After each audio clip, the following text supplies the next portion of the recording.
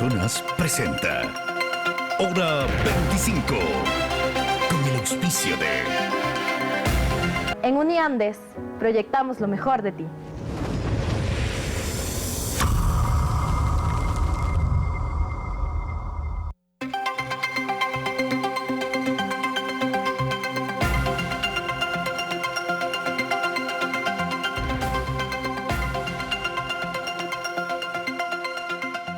Buenas noches.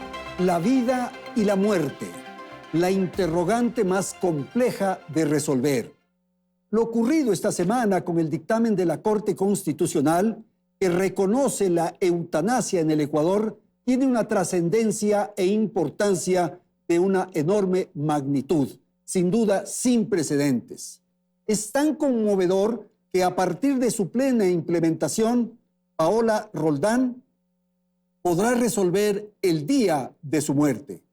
Se trata de un legado histórico. El médico que ayude a morir a una persona que sufre de una enfermedad incurable, catastrófica, grave, irreversible, y que responde a un padecimiento de intenso sufrimiento, no será sancionado. Belén, buenas noches.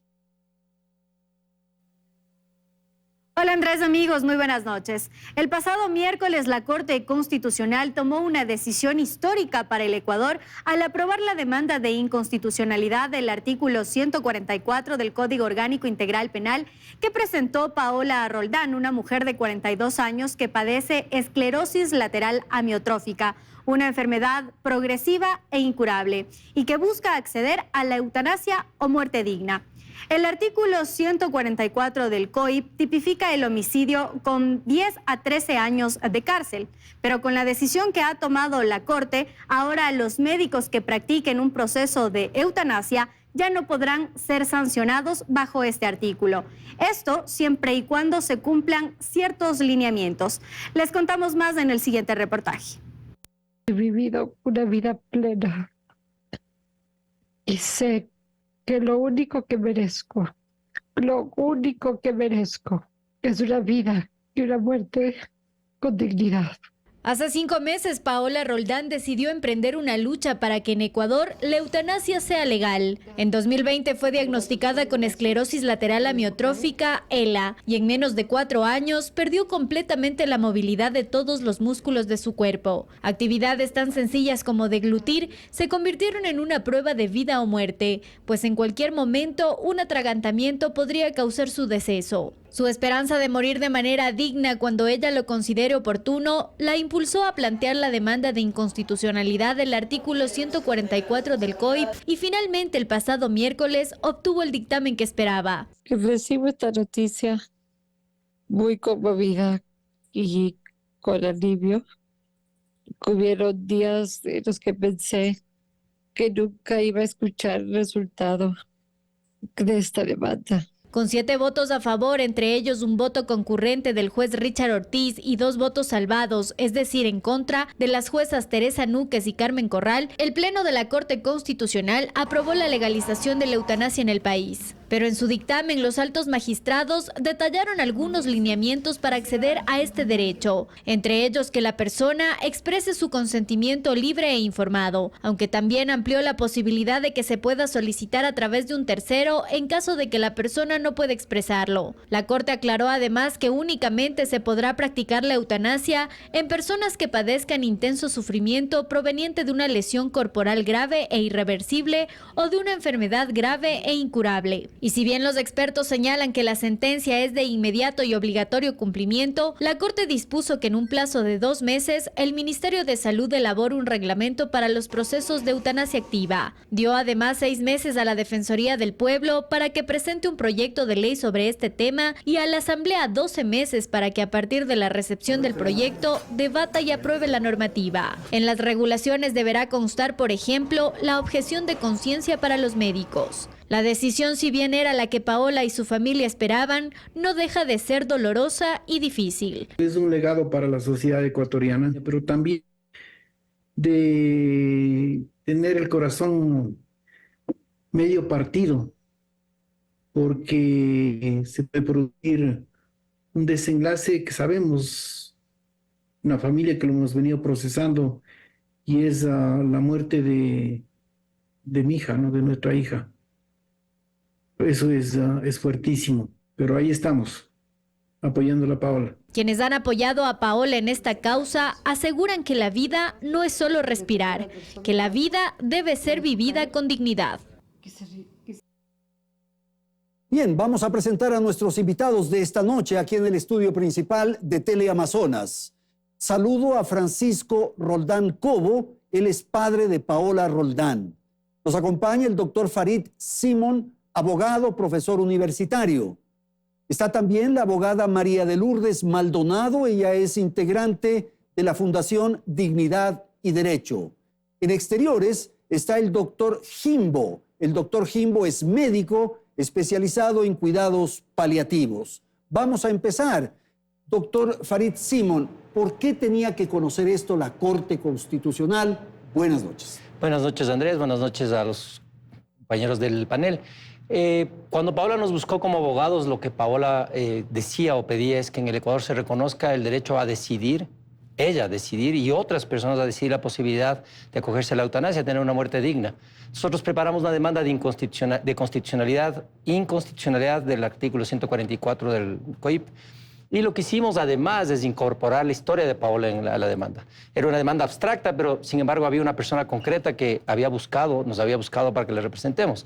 Entonces, por esa razón, la Corte Constitucional tiene el poder de declarar las normas constitucionales en ciertas condiciones o inconstitucionales. ¿Y qué ocurría con este artículo, el 144 del Código Penal? El 144 es un artículo que básicamente penaliza el homicidio de 10 a 13 años, que es matar a otra persona. Es la regla general y no tenía ninguna excepción. Hay excepciones generales de antijuricidad, ¿no es cierto?, o de juridicidad de ciertas acciones, como la legítima defensa o el estado de necesidad.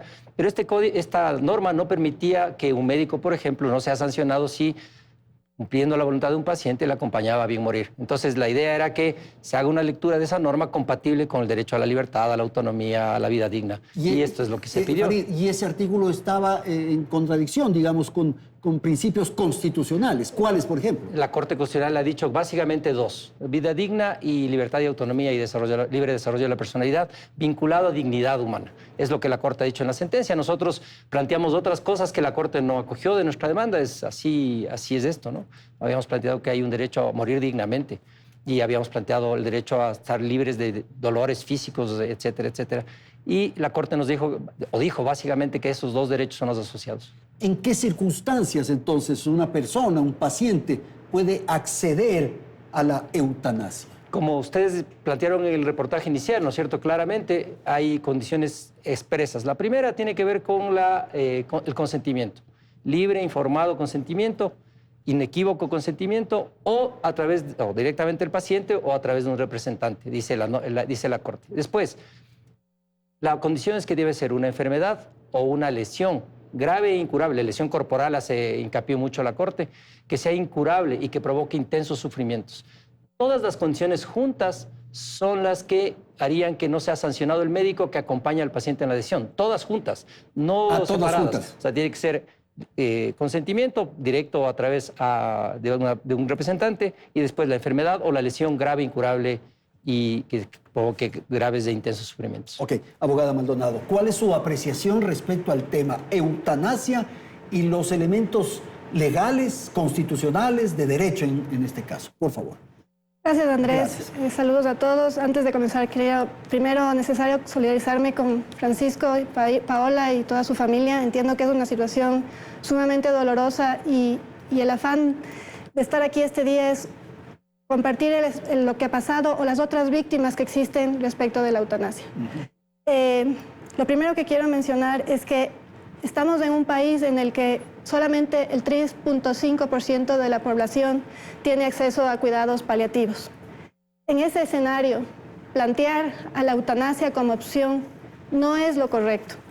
De hecho, existen mecanismos legales, éticos, que permiten que los médicos acompañen a los pacientes que se encuentran padeciendo un gran dolor, un grave sufrimiento, de una mejor manera sin causarles la muerte. Para nosotros, desde el punto de vista legal, volviendo a su pregunta, nuestra Constitución es clarísima, protege a la vida y declara que esta es inviolable y la eutanasia constituye una violación de este derecho a la vida cuando el Estado está forzado no solo a garantizar la vida, sino a garantizar la salud de todas las personas. Y cuando, como le digo, existen herramientas médicas, clínicas, que permiten este acompañamiento, permiten dotarle a los enfermos de los mejores cuidados al punto de poder aliviar casi el 100% su dolor y sufrimiento, la eutanasia nunca debe ser la opción. Gracias, María de Lourdes. Este concepto de que la Constitución garantiza la vida. Rápidamente para... Bueno, la Constitución garantiza la vida, efectivamente, pero dice la privación arbitraria de la vida. Nadie aquí, ni ninguno de nosotros discutiríamos el hecho de que por legítima defensa alguien podría matar a otro y que eso estaría como una causa de excusa o justificación. Nadie en este salón diría que no es posible que por deber de cuidado los militares o policías, de rato que tienen que repeler un ataque, podrían matar a otra persona y no ser sancionados. Entonces, cuando uno hace estos absolutos, simplemente lo que quita y elimina es los detalles, los matices de la discusión. Y una cosa que quiero aclarar, no es que la Corte dice que la gente tiene que acudir a la eutanasia activa. Lo que la Corte dice es que las personas pueden decidir entre 3 opciones en estas condiciones. Cuidados paliativos, si así lo desea, eutanasia pasiva, si así lo desea, y eutanasia activa. Los cuidados paliativos legítimos para una persona que decide. La pregunta no está qué va y se le obliga a alguien, sino si la persona puede decidir. Y hay una cuestión, yo creo que desde el sentido humano, desde el sentido de empatía del dolor. Yo viví una situación muy compleja con mi esposa. Ella nunca pensó en morir y no quería, evidentemente, la eutanasia, pero cuando ella estaba muriendo, ¿cómo se podía aliviar el dolor? A ella le podía pasar que durante meses sufra y que esté en una cama postrada con unas inyecciones que le noqueen totalmente y que le hagan que toda la familia y ella sufren. Finalmente era la posibilidad de decidir. En el caso de ella no decidió eso, sino decidió cuidados paliativos. En otros casos, las personas podrán decidir la eutanasia activa o en otros casos las personas podrán decidir la eutanasia pasiva. Así que la sentencia lo que hace es abrir un espacio de libertad personal que no le afecta a nadie más que a la misma persona que es el titular de derechos. Ok, vamos a ir con el doctor Jimbo. Por favor, doctor, su apreciación de lo que se ha dicho y el rol que tiene la medicina y que tiene el médico en este tipo de decisiones. Ahora, tal como nos ha señalado el doctor Farid Simon, se permite, digamos, la eutanasia por decisión de cada uno de los pacientes, pero lo libera al médico la responsabilidad de ser acusado en algún momento de asesinato. Doctor Jimbo, por favor. Andrés y a los demás panelistas, un gusto. Creo que lo primero que tenemos que hacer es agradecer a Paola y a su familia por visibilizar el grave problema que tenemos en el Ecuador y que el caso de Paola no es el único. Son muchos casos en donde pacientes con distintas enfermedades catastróficas, cáncer, ELA, atrofia muscular espinal, no están recibiendo su derecho a la salud de manera oportuna y no están recibiendo los cuidados paliativos. Como bien lo dijo la compañera, en un país donde solo el 3.5% de las personas que necesitan cuidados paliativos lo están recibiendo, ¿cómo podemos hablar de eutanasia, ¿sí? Si es que hay muchas opciones y una persona opta por la eutanasia cuando hay distintos tipos de dolor? Y los cuidados paliativos justamente van a eso, a controlar las molestias, a aliviar el dolor de la paciente o del paciente, pero también de la familia, porque después de la eutanasia, ¿qué? El golpe de la familia, y bueno, iremos profundizando más, pero creo que hay que agradecer a Paola y a su familia por esto. Respecto a la pregunta del rol del médico, de la ciencia, de la salud, en fin, quisiera insistir, doctor, si es tan amable. Claro que sí, Andrés. Es irse totalmente en contra de los principios médicos. Nosotros, los profesionales, hacemos el juramento hipocrático, en el cual una de las principales cosas es no hacer daño y no dar sustancias que puedan provocar daño y mucho más la muerte. Así es que al aprobar, entre comillas, al despenalizar la eutanasia, estamos yéndonos en contra de todos los principios médicos, mi estimado Andrés, y bueno, tendríamos que seguir hablando de todo el componente también del profesional de la salud, desde el punto de vista legal y desde el punto de vista emocional también del profesional de la salud. Ok, muchísimas gracias. Francisco Roldán, ¿bajo qué consideraciones en el núcleo familiar, en la gente cercana a Paola, se fue trabajando, se fue pensando en la opción de la eutanasia? Buenas noches. Buenas noches, Andrés. Gracias. Buenas noches a los panelistas. Yo voy a enfocarme desde el punto de vista humano. Familiar, Claro. ético, moral y católico. y católico, que soy católico, apostólico, romano, practicante y de misa diaria, con todo el orgullo lo puedo decir.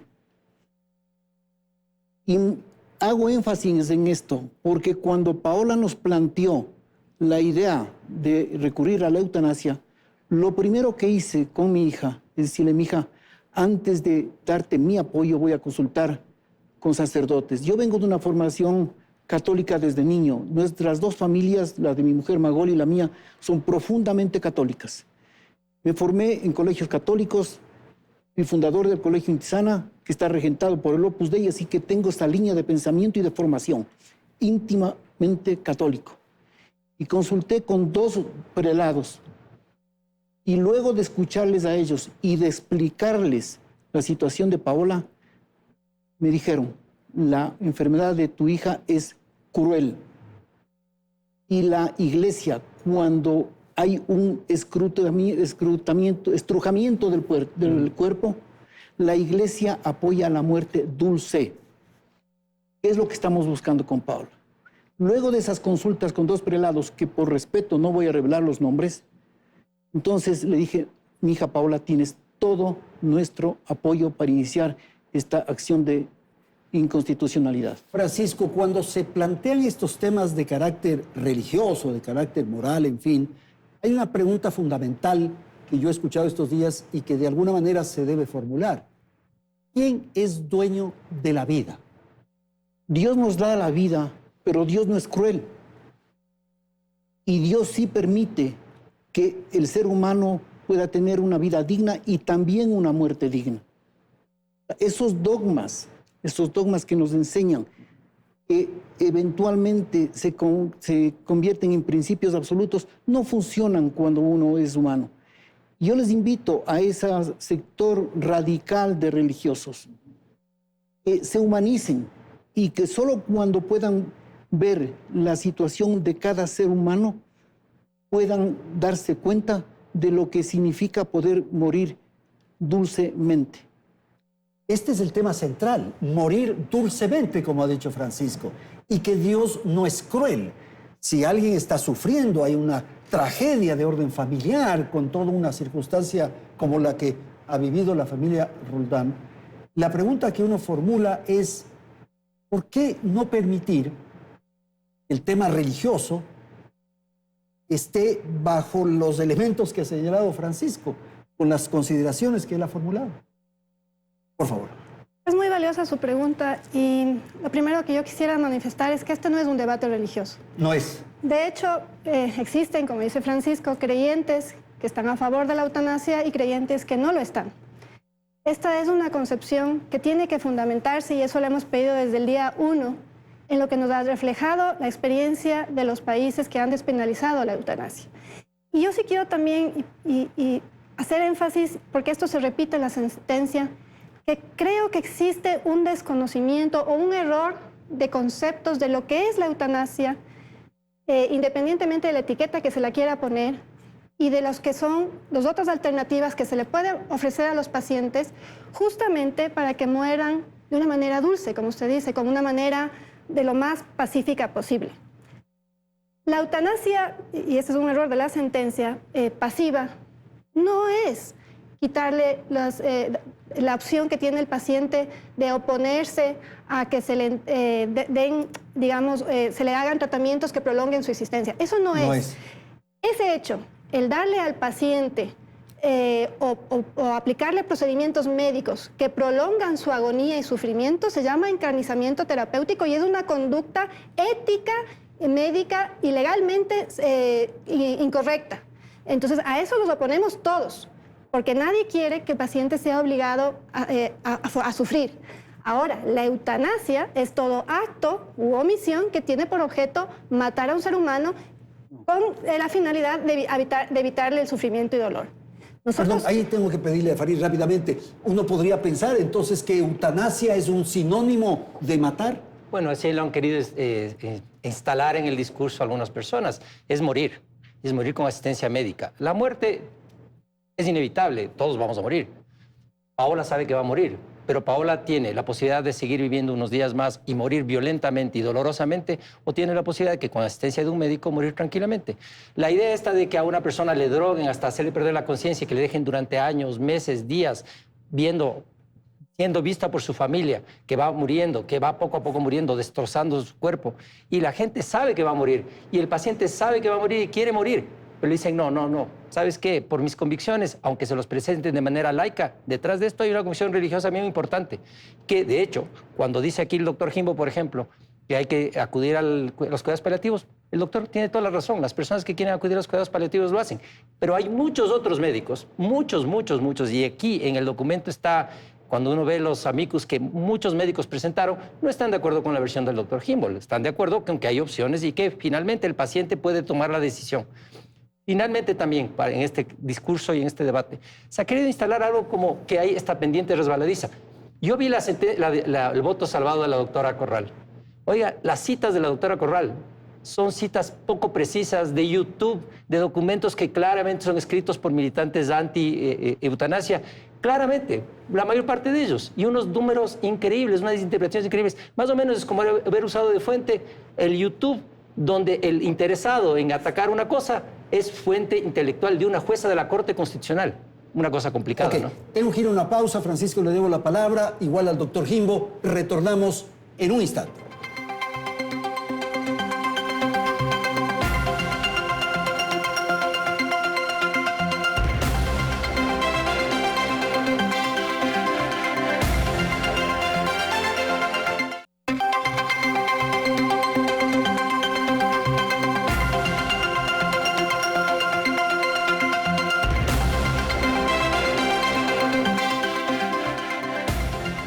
Continuamos con más. En el mundo, además de Ecuador ahora, hay apenas 8 países en donde la muerte digna o eutanasia es legal. Vamos a ver cuáles son. Está España, Nueva Zelanda, Portugal, Países Bajos. Además, en esta lista se encuentra Luxemburgo, Canadá, Bélgica y en Sudamérica, Colombia. Hay estados también como Victoria en Australia, o Washington, Oregon y Vermont en los Estados Unidos, en donde también se despenalizó. Ahora revisemos lo que ocurrió en nuestro vecino país, Colombia. Allí la eutanasia fue despenalizada en 1997, siendo así el primer país en el mundo en hacerlo, pero en realidad se convirtió en ley apenas en el año 2015. En ese país, el Ministerio de Salud estableció los lineamientos para regular el derecho a la eutanasia. Entre estos están que el paciente debe tener una enfermedad en estado terminal, considerar que la vida ha dejado de ser digna por causa de la enfermedad y manifestar el consentimiento de manera clara, informada, completa y precisa. Además, la ayuda para morir debe prestarla un profesional médico con la autorización de un comité científico. El país cuenta también con una figura llamada libertad de conciencia que les permite a los médicos no realizar el procedimiento si esto va en contra de sus creencias personales. Desde el año 2015 hasta el 2022, que son las últimas cifras a las que hemos podido acceder, 322 personas consintieron la eutanasia en Colombia. Con esto regresamos contigo, Andrés. Claro, resulta interesante esta revisión de lo que ocurre en el mundo. Entonces, Francisco, uno tiene que formular una pregunta sobre la decisión que se ha tomado. ¿Por qué no, en el caso de Paola, extender la vida con estos cuidados y estas atenciones paliativas?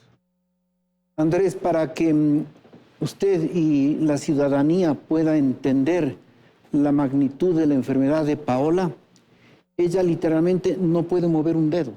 No puede mover un dedo, no puede mover su cabeza.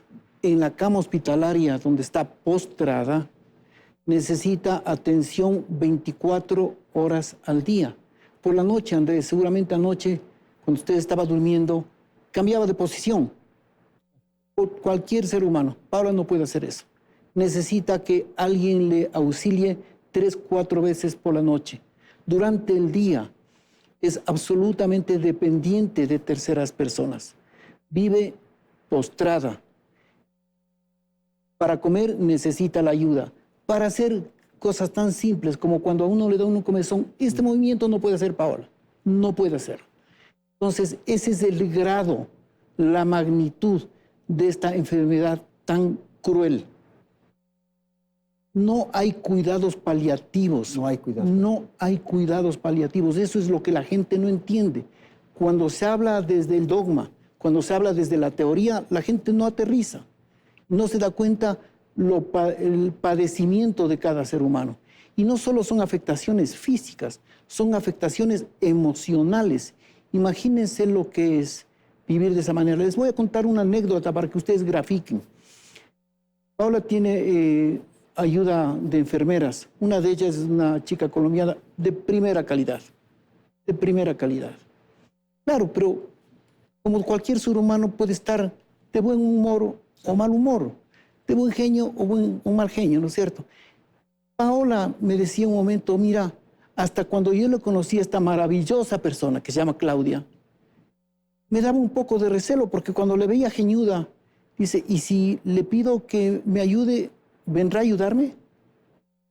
Entonces es una situación de absoluta vulnerabilidad, dependencia total. Eso convierte al ser humano en un ser dependiente, vulnerable. La situación de mi hija es realmente terrible.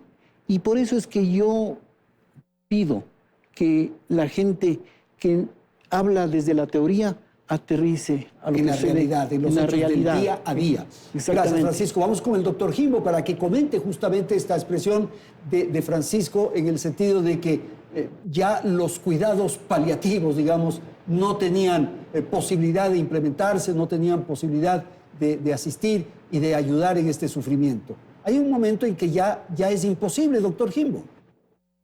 Estimado Andrés, primero precisemos algo. Los cuidados paliativos no buscan alargar la vida ni acortar la vida. Los cuidados paliativos respetan el tiempo natural de vida con la mejor calidad de vida posible. En primer lugar, al estimado compañero panelista, papá de Paola, le tengo que comentar que mi experiencia no es solo de los libros o del estudio. Soy hijo de una mujer que a los 44 años le diagnosticaron de cáncer. A los 51 años, ella falleció con cáncer.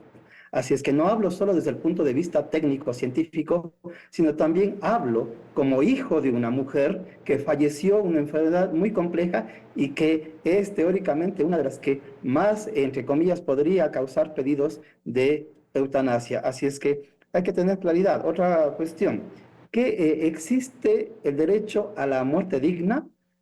Sí, le escucho al abogado hablar de una muerte violenta. Estimado abogado, sería bueno que usted pueda entender lo que es la sedación paliativa, en la cual ahí es muy importante entender que con protocolos médicos, científicos, nosotros ayudamos a que la persona pueda partir con la mejor calidad de vida en medio de su familia. Y para los que nos encantan las mascotas, para los que nos gusta estar en casa, ¿sí?, que se lo haga en el medio más familiar posible. Así es que para nada se daría una muerte violenta. Y hablar de dignidad, yo creo que el acto más grande de dignidad es tener una atención óptima, a tiempo, con los mejores medicamentos y de la mejor calidad. Pero en el Ecuador, lastimosamente, no se está dando esto, y es más, existen leyes que, si después me permiten, están en la Asamblea y que no se están tratando, mi estimado Andrés. Ok, gracias. Francisco, rápidamente para responder esta preocupación del doctor.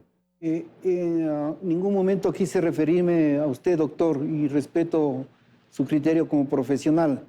Cuando yo me refería al dogma es a posiciones extremas como las que alguna vez una amiga de mi mujer le dijo, oye, ¿y por qué no le quitan el respirador a Paola para que muera?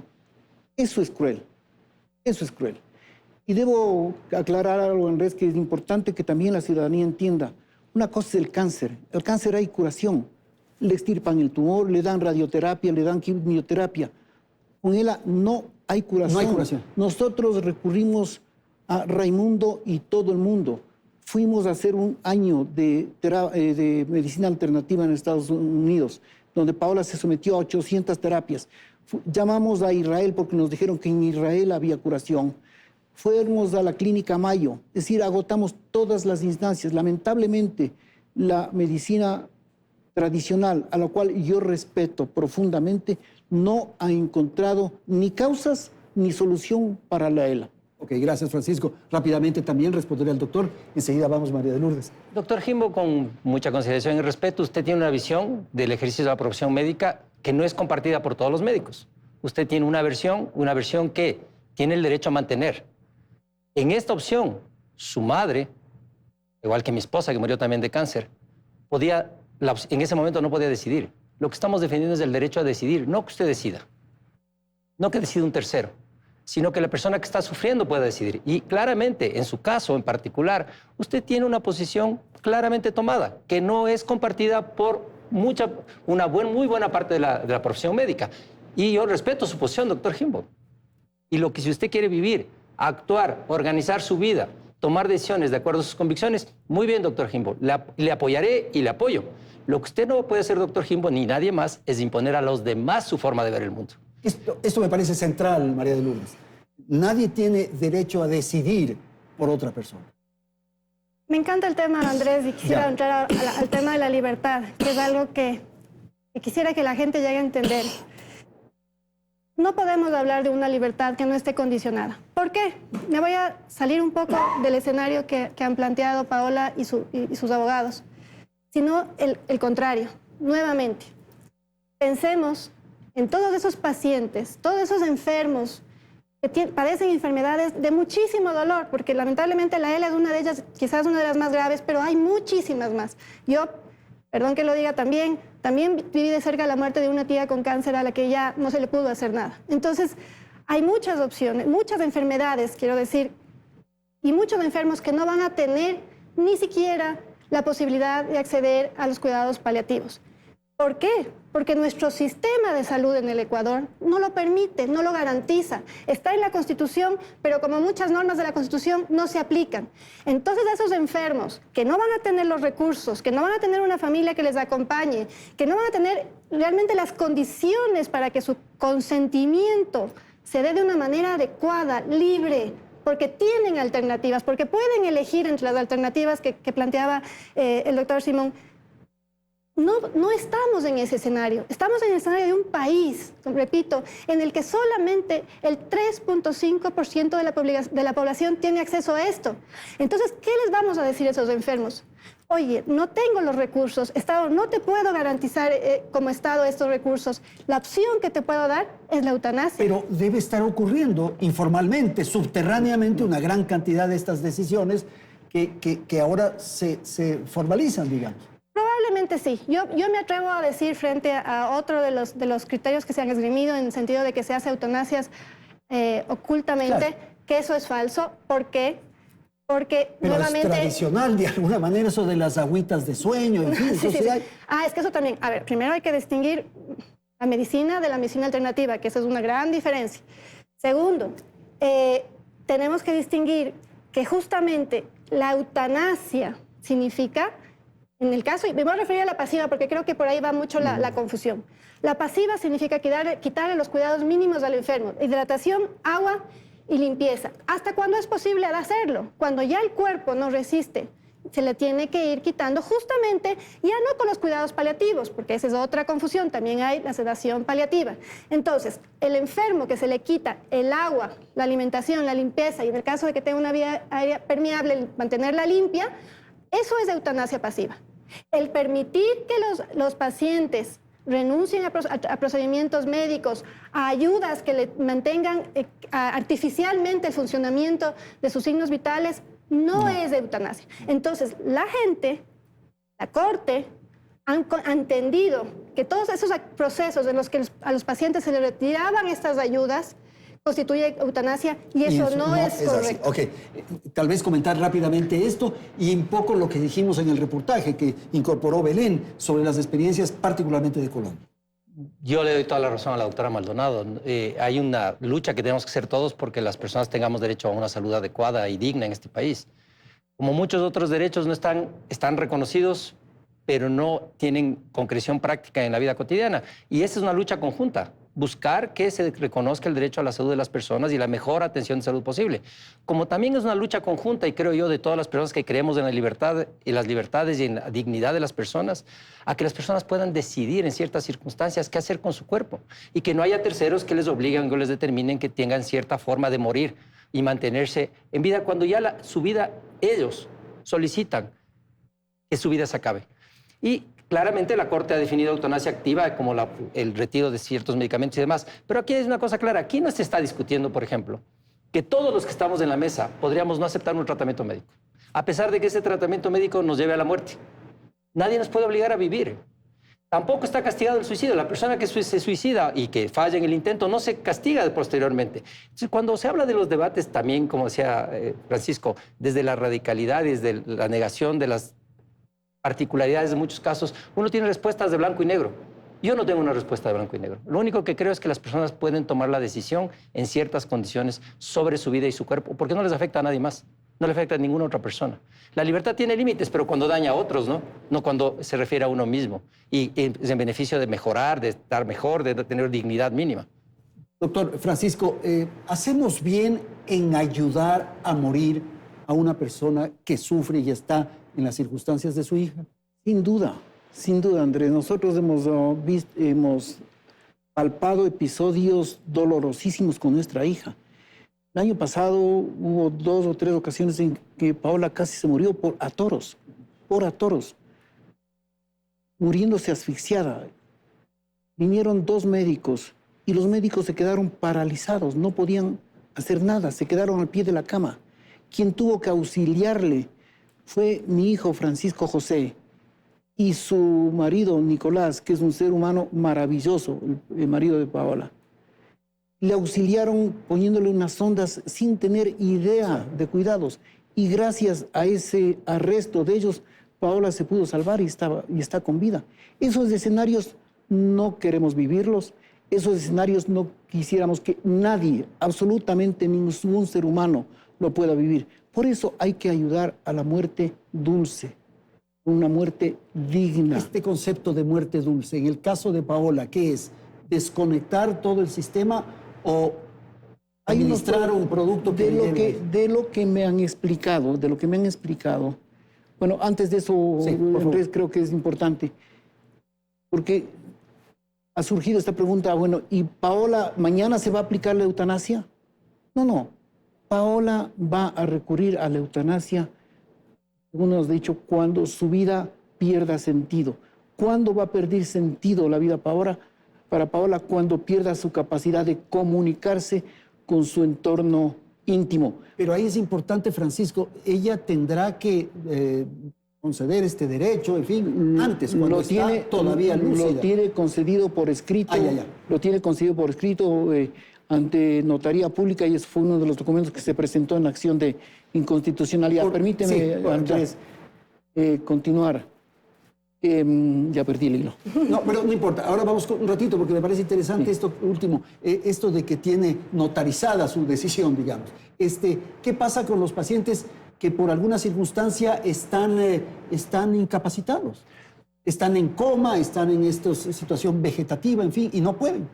Bueno, nosotros en la demanda solo presentamos, en la demanda solamente la opción de que sea el paciente directamente quien exprese la voluntad libre, inequívoca e informada sobre la eutanasia. La Corte ha añadido una opción más que dice la A voluntaria, que significa que un tercero o un representante legal pueda tomar la decisión por esta persona en caso de las condiciones que están en la norma, ¿no es cierto? Enfermedad grave, incurable, o lesión corporal grave, incurable. Entonces, ahora hay estas 2 opciones. También yo creo que una de las cosas más importantes que hay que plantearse es el hecho de que podamos tener la posibilidad de plantear voluntades anticipadas, testamentos vitales que se llaman, para que uno pueda dejar dicho cómo quiere que a uno le traten, cómo quiere que le traten a uno cuando ya no puede expresar su consentimiento, porque finalmente hay otras personas que empiezan a decidir por uno y uno podría tener opciones sobre cómo quiere ser tratado. Entonces, creo que hay que trabajar en eso. Yo creo que la parte central de la decisión, que implica mucha regulación, es ese tema de la emisión de voluntad por parte de terceros, para asegurarse que efectivamente sea quienes representan, efectivamente se cumplan las condiciones. Pero hay una cosa importante, el homicidio no se ha despenalizado en el Ecuador en todos los casos. Si una persona emite un consentimiento sin cumplir las condiciones que está aquí y un médico acompaña a un paciente en la muerte sin cumplir las condiciones, es reo del delito de homicidio. Homicidio puro y simple, no hay discusión. Ok, doctor Jimbo, vamos con usted. ¿En qué circunstancias usted podría llevar adelante un proceso de eutanasia y que no tenga implicaciones legales, si es tan amable? Listo, mi estimado Andrés. Hay que tener claridad que en mi profesión hemos tenido varios pacientes que han pedido eutanasia, pero al utilizar los cuidados paliativos, controlamos el dolor, controlamos la angustia. Y hablando de dolor, no solo como dolor físico, sino también como dolor psicológico y social, como lo dice la Guía Clínica de Cuidados Paliativos y lo dice la Política Nacional de Cuidados Paliativos, de la cual fuimos parte, los pacientes como que lo piensan y ya no piensan en cuidados paliativos. Sí quisiera comentar algo que dice el doctor Simon. Creo que coincidimos en algo, tenemos algo en común: luchar por la dignidad de la vida, luchar por la salud. Y le invito al doctor Simon a que nos apoye. ¿Por qué? Porque existe una sentencia de la Corte Constitucional, si no estoy mal, de agosto del año 2019-2020, sobre medicamentos para personas con enfermedades catastróficas, dentro de los cuales una de las cosas son los cuidados paliativos, eso sí, como derecho. Y hasta ahora no se está cumpliendo, por eso es que estamos con un 3.5% de cobertura. Entonces, creo que esa es una lucha en conjunto y hay que ser muy cuidadosos, porque este tipo de decisiones puede facilitar, entre comillas, y recalco, entre comillas, al Estado las cosas. El Estado tiene muchos problemas y en la ciudad que vivo yo, en Cuenca, en este momento, tenemos meses en los cuales pacientes con cáncer, pacientes con otras enfermedades catastróficas no están recibiendo el tratamiento adecuado. Entonces, por eso creo que es muy importante. Y no hay sociedad más progresista que la sociedad que atiende de la mejor manera a los más indefensos. Bueno, pero tampoco creo que vamos a llegar a ese punto, que vamos a generar con esto una mortandad en el Ecuador. Y no sé cuál es un poco la experiencia en el exterior. Las enfermedades catastróficas van aumentando en el planeta y por lo tanto una decisión de esta naturaleza, ¿usted cree, María de Lourdes, que va a conducir a que haya una cantidad de procesos de eutanasia en el país? Gracias, Andrés. Efectivamente, y eso es parte de lo que nosotros estamos alertando a la sociedad. ¿Qué es lo que hemos visto? Y citaba hace un poco el caso de Colombia. En Colombia hubo un incremento del 179.41% de muertes por eutanasia desde el 2020 al 2021. Desde el 20. Del 20 al 21. Del 2015 al 2021 hubo un incremento de 1.257 muertos por eutanasia. Cada vez las cifras son más escalofriantes. En Canadá estamos hablando que el 5.1%, si la memoria no me falla, de muertes son a causa de la eutanasia. En Holanda, me parece que estamos hablando del 4.78%. La eutanasia se ha vuelto la única salida para las personas que están sufriendo. Y eso es lo que nosotros queremos evitar. Hoy por hoy, por ejemplo, en España, tenemos a una persona que padece ELA y que está luchando, iniciando una serie de campañas para que promuevan una ley para apoyar a los enfermos con ELA. Y no le han dado paso, porque al Estado le sale más económico practicar eutanasias. Yo no quiero que eso pase en el Ecuador. Yo quiero que todas las personas, que usted y yo, porque todos podemos estar en esta circunstancia el día de mañana, podamos recibir ese acompañamiento que es nuestro derecho. Es nuestro derecho el que nos acompañen hasta el último día. Y ahí tengo que ser un poco también enfática en que este acompañamiento no lo puede dar cualquier médico. No lo puede dar un homeópata, no lo puede dar un médico neurocirujano, no lo puede dar un ginecólogo, no lo puede dar un pediatra. ¿Quién? Tienen que ser los médicos expertos en cuidados paliativos. Solo ellos saben aplicarlo y lo aplican hasta el 100%, porque sí hemos analizado esto. Yo estoy aquí parada, Andrés, créame, porque al comienzo no lo quería hacer contra mi voluntad. Estoy parada luego de revisar toda esta información. He estudiado con todo mi equipo a profundidad el tema. Tengo miles de evidencias de casos de personas que incluso, como decía el doctor Jimbo, cuando recibieron los cuidados paliativos adecuados, cambiaron de decisión, porque no es verdad que tengan un deseo de morir. Nadie quiere morir. Pero eso quién sabe, no es verdad. No es verdad, porque es además, según la Organización Panamericana de Salud, se conoce como el síndrome DAM. Es el síndrome que padecen todas las personas que padecen en un contexto de final de la vida. Es normal. Pero esa es su verdad, esa es su verdad, es su realidad. Pues. Claro, por eso mismo. ¿Qué es lo que tenemos que hacer? Acompañarles, menguar ese dolor, ese sufrimiento. Ok, rápidamente, enseguida, Francisco, empecemos con usted. Disiento de la opinión de María Lourdes de que aquí en el Ecuador no hay casos de eutanasias ocultas.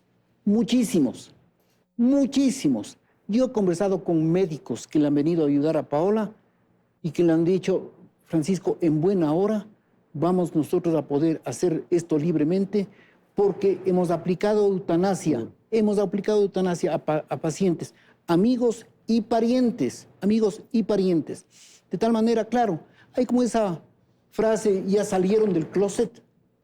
Bueno, aquí, cuando se legalice la eutanasia, se va a ver la realidad, la verdad de los casos. Por eso esos números aumentan, porque están subterráneamente escondidos y de pronto están evidentemente. afuera. Ok, rápido, Farid.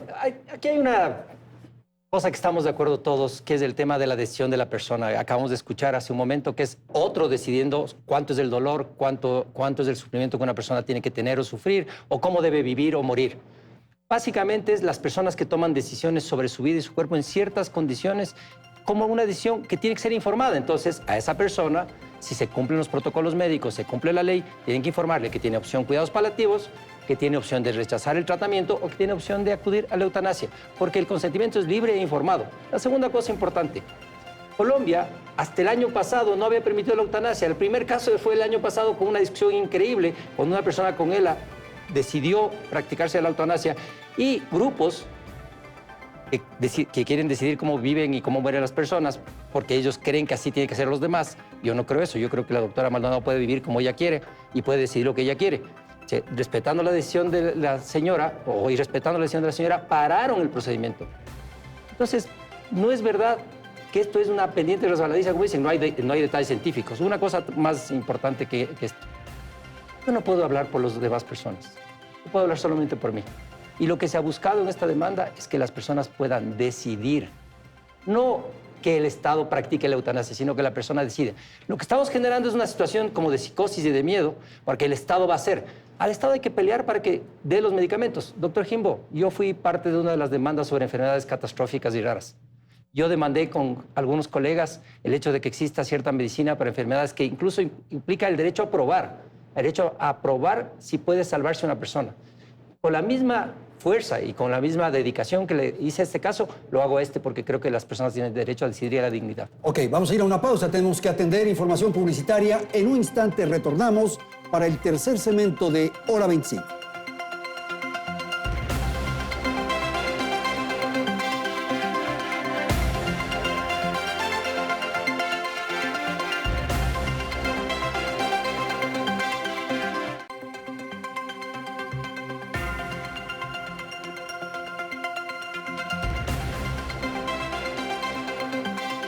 Bien, vamos a concluir este programa, este segmento, y voy a dar una ronda final a los entrevistados, a los panelistas. Empiezo con el doctor Jimbo. Se ha insistido durante este espacio que esta es una decisión personal. Cada uno voluntariamente resuelve.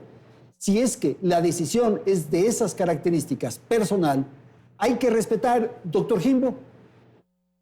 Mi estimado Andrés, cuando el Estado cubra el 100% de las enfermedades catastróficas con los medicamentos adecuados, cuando en el Ecuador estén los cuidados paliativos en un 100% y en verdad garanticemos una calidad de vida, solo ahí podemos empezar a conversar sobre estas opciones. Y tomando ya, para ir cerrando, lo que uno de los compañeros, el papá de Paola decía, médicos paralizados. Claro que sí, eso es parte de la falla del sistema, porque los médicos lastimosamente no están capacitados.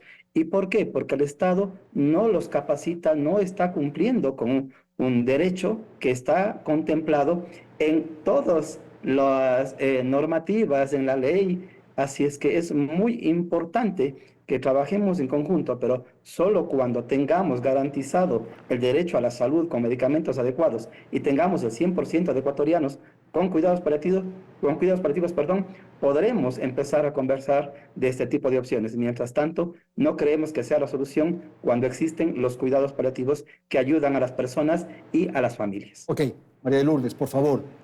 Sí, bueno, yo creo que para concluir, sí quiero resaltar, como lo dijo el doctor Jimbo, la valentía de Paola.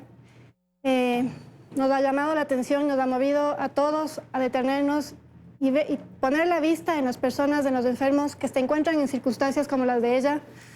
Yo hace pocos meses no lo tenía esto en mi perspectiva, no era un tema en el que estaba trabajando. Pero creo, y es un llamado aquí a mis panelistas y a toda la sociedad, a que nos enfoquemos en propuestas que sean favorables para estas personas. Que trabajemos conjuntamente en generar ese acompañamiento que necesitan todos los enfermos, especialmente los más pobres, los que no tienen un servicio de salud privado o que pueden acceder a un seguro privado que les ayude a agotar todos los esfuerzos necesarios, sino aquellos que no lo van a tener. Tampoco no le pongamos una soga al cuello al médico. Los médicos son... Pero no le obligan al médico. Eso no sabremos, porque en alguna entrevista que escuché... Tiene una objeción de conciencia, o sea, alguien que... Sí, pero yo quisiera aclarar, porque oí en una de las entrevistas, no me acuerdo si fue el doctor Sim o de otro de los abogados, que habría que analizar el caso, por ejemplo, de los médicos de la ruralidad. Entonces, ¿qué pasa? Porque ya lo estamos viendo hoy en otros temas, que a esos médicos de la ruralidad no se les reconoce esta libertad. Entonces, hablemos también de igualdad. Hablemos primero de igualdad. No podemos en una sociedad en la que haya tanta diferencia en muchísimos temas prever un hecho que lo único que va a hacer es coercionar de alguna manera para algunos médicos este derecho a oponerse, a practicar. Y yo le quiero decir una cosa, no solo hay objeción de conciencia, hay objeción de ciencia. Eso es importante, porque no consideran que es lo que mejor favorece a los enfermos en estas condiciones para morir dulcemente. Y trabajemos en propuestas de ley para mejorar los cuidados paliativos, para darles alternativas a los pacientes, para capacitar a nuestros médicos, para tener las mejores medicinas. Es que nos falta muchísimo por hacer. Gracias, María de Lourdes. Esto de muerte digna, de tener una posibilidad de morir en paz, en tranquilidad. Insisto, es un tema de derecho individual, de una decisión en ciertas condiciones, no es cualquiera. Lo que pasa es que en el discurso y en el debate, cuando uno plantea las ideas, se mezcla todo y se parece que todo es igual, y no es cierto. Hay casos como los de Paola que tienen unas ciertas particularidades, hay casos de otras personas que tienen enfermedades muy graves. Y sí, vamos a reivindicar siempre el derecho de todas las personas a acceder a la salud. Y una cosa, la sentencia de la Corte es muy clara respecto a la objeción de conciencia. Lo que tal vez se ha discutido es qué pasa en aquellos lugares donde hay un solo médico, que no tiene que estar obligado. Aquí se plantea que puede objetar. Entonces, el mismo derecho con el que se defiende que Paola pueda tomar una decisión y otras personas pueden tomar la decisión, ese derecho se defiende para otras personas que puedan tomar una decisión de no actuar. Por cierto, doctor Jimbo, el Código de Ética Médica ha sido reformado, así que esa obligación que usted planteaba al inicio, que hay que mantener la vida a toda costa, ya no existe. Hay que mantener la vida digna con respeto a la decisión del paciente. Así que los derechos se van a seguir defendiendo. Es un hito histórico, es una decisión de una relevancia tan importante, porque por primera vez se discute el tema de decidir las personas de manera tan clara y tan abierta sobre un tema tan sensible, donde siempre ha habido una imposición de un cierto sector de la sociedad que quiere que los demás vivan de acuerdo a lo que ellos creen. Ok, Francisco, con usted terminamos. Gracias, Andrés. Quiero resaltar 3 puntos. El primero, esta es una causa iniciada por Paola, no solo para ella, sino para la gente de escasos recursos económicos. Esa gente que no tiene acceso a todos los cuidados que, a Dios gracias, nos ha permitido sostenerle a Paola.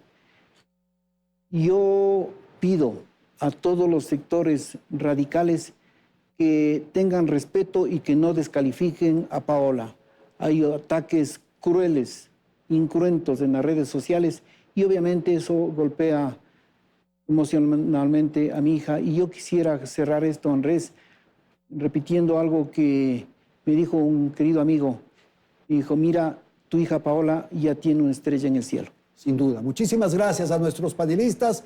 Gracias a la audiencia por habernos acompañado en este programa. Nos vamos a ver y escuchar la próxima semana, día domingo nuevamente en Hora 25.